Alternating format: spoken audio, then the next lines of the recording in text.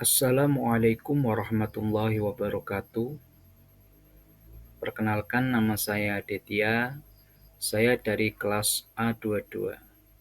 Pada kesempatan kali ini, saya akan menjelaskan tentang manajemen inovasi di lembaga pendidikan.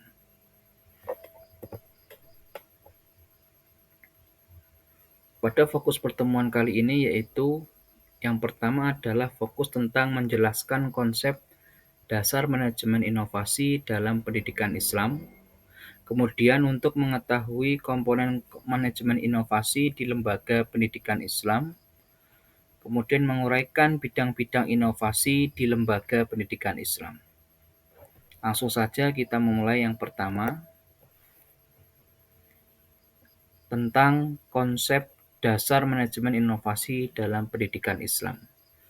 Manajemen inovasi dalam pendidikan Islam adalah proses yang sistematis untuk menghadirkan, mengelola, dan mengimplementasikan tentang gagasan-gagasan baru guna meningkatkan kualitas pembelajaran dan relevansi lembaga pendidikan Islam di tengah dinamika zaman.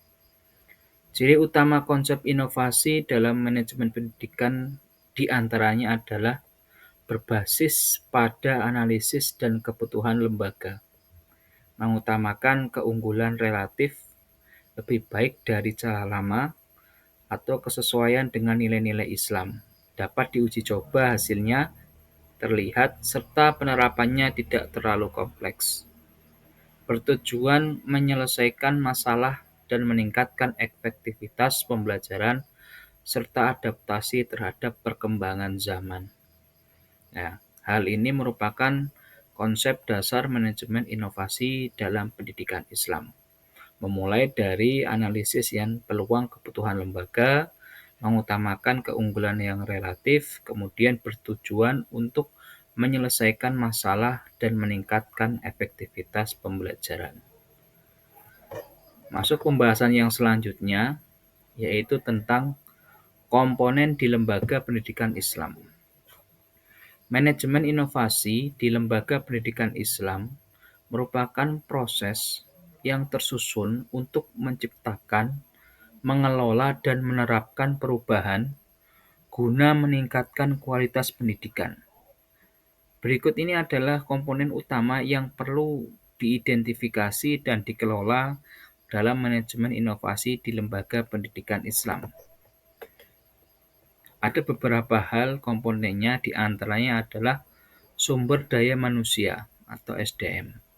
Dalam hal ini yaitu guru, tenaga kependidikan, dan pimpinan lembaga harus memiliki kompetensi yang inovatif.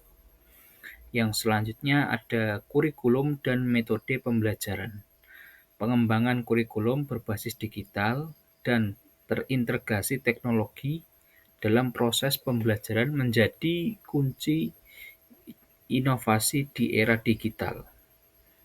Yang selanjutnya ada metode pembelajaran yang interaktif, kreatif, dan adaptif, seperti blended learning, learning Islami, serta pembelajaran berbasis proyek dengan pendekatan nilai-nilai Islam yang perlu diterapkan.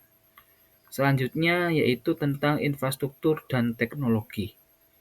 Yang pertama yaitu penyediaan infrastruktur teknologi yang memadai, seperti adanya jaringan internet, ataupun perangkat komputer, ataupun platform digital.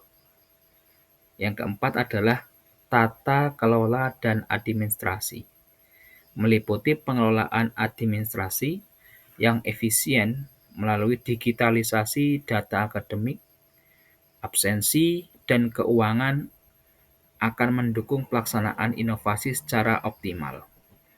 Yang terakhir adalah nilai-nilai Islam, meliputi inovasi di lembaga pendidikan Islam harus tentu berlandaskan pada nilai-nilai keislaman, sehingga perubahan yang dilakukan tidak hanya bersifat teknis, tetapi juga memperkuat karakter dan identitas Islam pada peserta didik. Pembahasan yang selanjutnya adalah atau yang terakhir yaitu bidang-bidang inovasi. di lembaga pendidikan Islam. Ada banyak bidang-bidang inovasi di lembaga pendidikan Islam. Di antaranya adalah yang pertama tentang inovasi strategi dan metode pembelajaran. Di antaranya yaitu bisa menerapkan metode pembelajaran PAIKEM atau yang kita sebut dengan pembelajaran aktif, inovatif, kreatif, efektif, dan menyenangkan. Yang selanjutnya yaitu penggunaan pendekatan teknologi dan non-teknologi dalam pembelajaran, seperti blended learning, pembelajaran berbasis proyek, serta integrasi nilai-nilai Islam dalam proses pembelajaran. Yang nomor dua adalah inovasi sarana dan prasarana, yaitu pembaruan fasilitas pendidikan seperti ruang kelas, laboratorium, perpustakaan, serta penyediaan sarana pendukung teknologi informasi dan komunikasi. Yang ketiga yaitu inovasi manajemen dan kepemimpinan.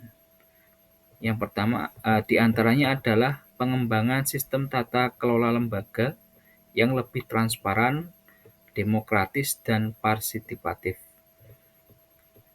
Poin selanjutnya optimalisasi peran kepala sekolah madrasah sebagai pemimpin yang inovatif.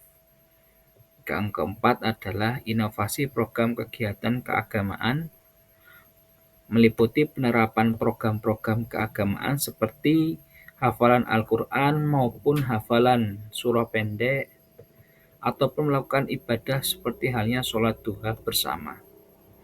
Kemudian yang nomor 5 atau yang terakhir, inovasi sumber daya manusia meliputi penguatan kompetensi guru dan tenaga kependidikan dengan cara melalui pelatihan atau workshop serta pengembangan profesional secara berkelanjutan guna untuk mendukung pelaksanaan inovasi di lembaga pendidikan.